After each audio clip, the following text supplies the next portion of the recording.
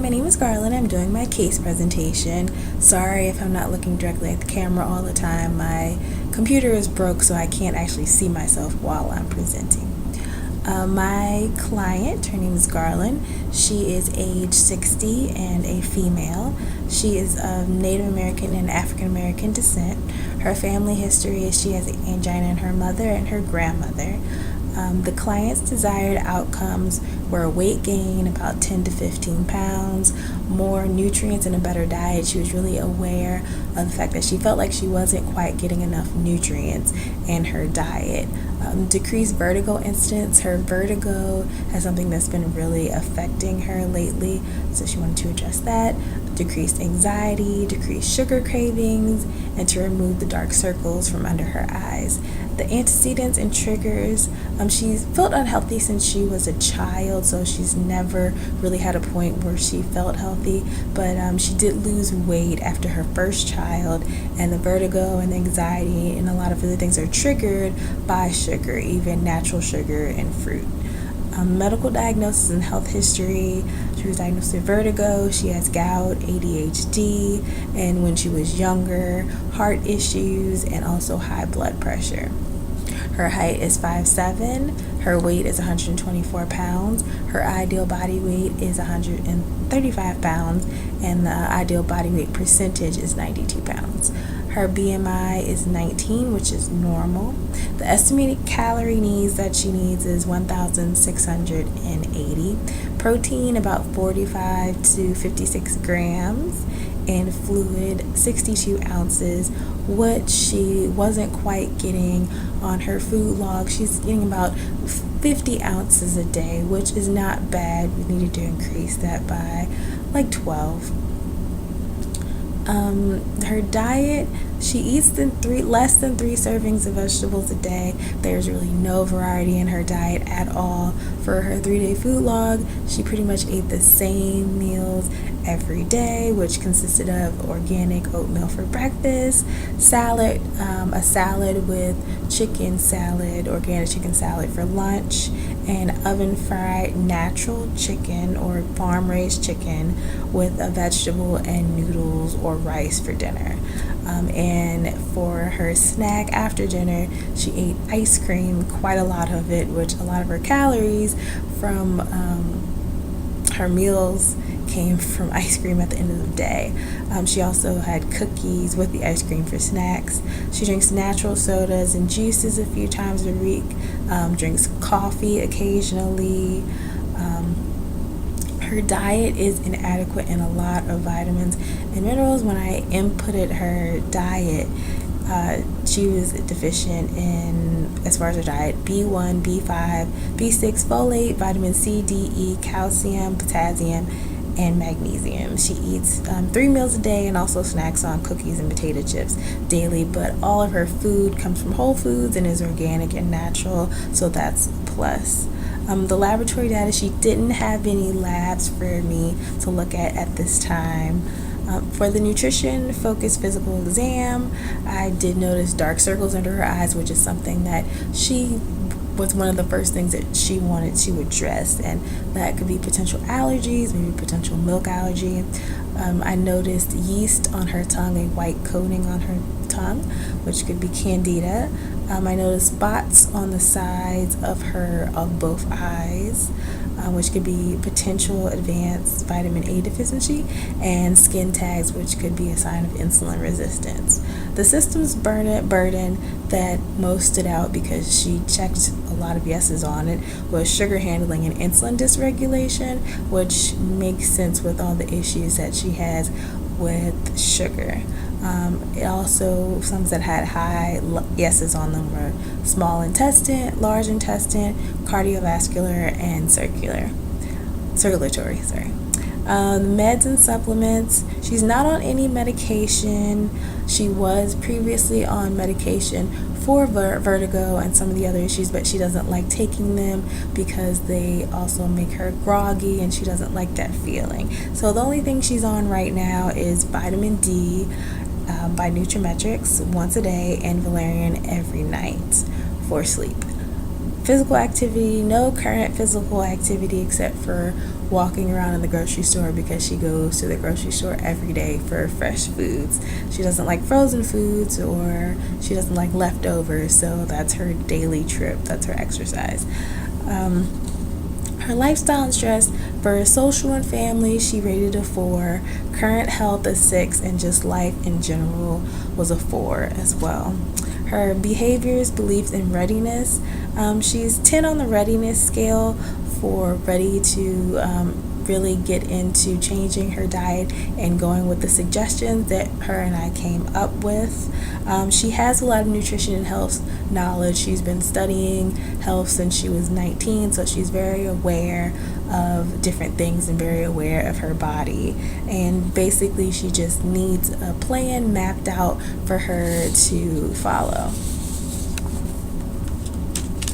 So there were no red flags, that serious things that needed medical attention. A lot of the things that she's having issues with, such as the vertigo, she's already gone to the doctor for.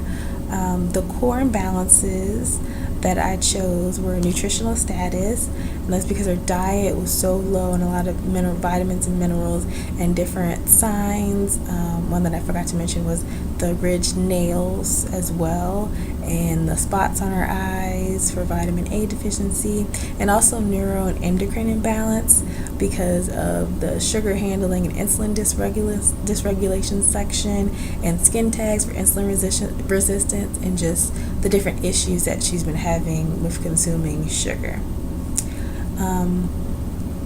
For nutritional status, I chose subclinical, due to the lack of fruits and vegetables in her diet, and the physical signs, once again, such as the poor vision, the blurriness, and everything leading me to believe that there's a vitamin A deficiency, the ridged nails.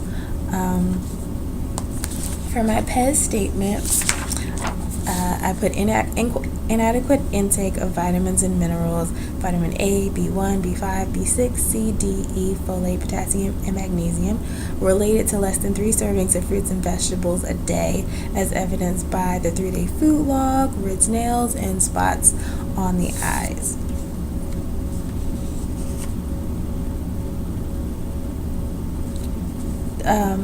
For the overall outcome goals that we decided on together, to decrease vertigo incidents. Like I said, that was something that was really affecting her life and stopping her from being able to get around and driving and doing things. So that was one of the major things that she wanted to address.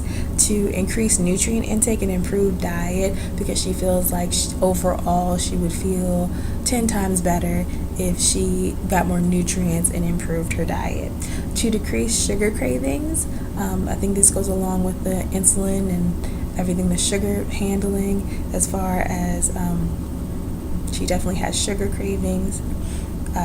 To decrease anxiety, which was also something that was caused by sugar or was triggered by sugar. To gain weight, she wanted to gain 10 or 15 pounds.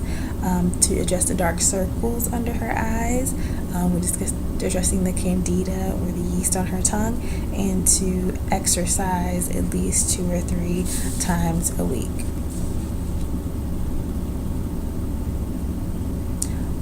So for the short-term expected outcome goals that we'll be addressing first, we decided on to increase nutrient intake / improve diet, and to decrease vertigo incidents.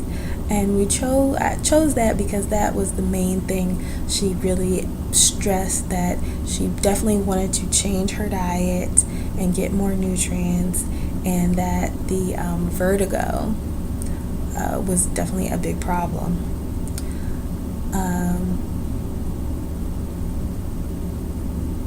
So the short-term interventions that I chose were to do the cardio metabolic core food plan. And I decided to do that because, first of all, it's to address the sugar.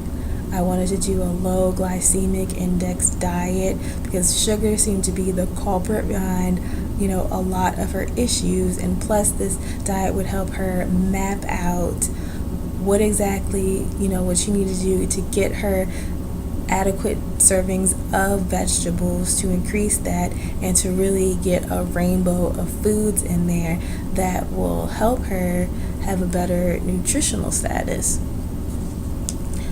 So yeah, that would help her get proper nutrients and reduce sugar intake, which the sugar also triggered the vertigo as well. So not only would the core plan, the functional, integrative and functional core plan, address her getting the proper nutrients and addressing some of these deficiencies in the vitamins and minerals that are in her diet, but it would also help with the vertigo as well, and other issues that we'll later address might also be taken care of this as well, because as we discussed earlier, the sugar also triggers anxiety, and sugar also has to do with candida as well. So this food plan is good for multiple things, but the two things that we're definitely addressing are just the nutrient intake to improve the diet and to decrease the incidence of vertigo that she's having. And also to concentrate more on the vertigo, I included handouts that address some of the things that make vertigo worse or bring on vertigo attacks, such as caffeine. Caffeine is something that brings on vertigo attacks, and she does drink coffee occasionally, so that's something that she might want to take out. Also, I would include paperwork on different maneuvers that also help vertigo. There are a lot of different moves that can decrease vertigo or stop vertigo attacks when they happen, and also just things like avoiding NSAIDs and avoiding aspirin, because they can also make them worse. So just an outline of what to eat, when to eat, how to eat, and how to decrease the vertigo symptoms so that she can have a more fulfilling and healthy life. The next follow-up visit would occur in 2 weeks, and I chose 2 weeks because I feel like this would give her some time to start her diet, and by then we might have some blood work. Oh, and also I am also adding a vitamin B complex and a multivitamin to also address some of these nutrient deficiencies. So she'll be getting the nutrients from NutriMetrics vitamins that she's already taking vitamin D, so that's addressed. But I'm adding the multivitamin because you're taking care of a lot of the different nutrients that she needs, and also a B complex that when I read off what was in that as well, it takes care of a lot of the vitamins that her diet was deficient in too. So on the next follow-up visit, which I said will be in 2 weeks, and give her a chance to implement some of these things, I feel like we would work on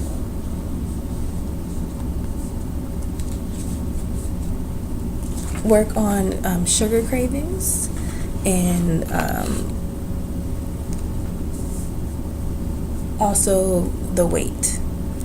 We add some more work on adding some more calories to her diet, but first allowing her to giving her a chance to get used to the new diet, and then later on add things to it to increase her calories and help with the weight gain, and also to decrease the sugar cravings, which can be done with bitters like dandelion and things of that nature. So that is my presentation. Thank you for listening.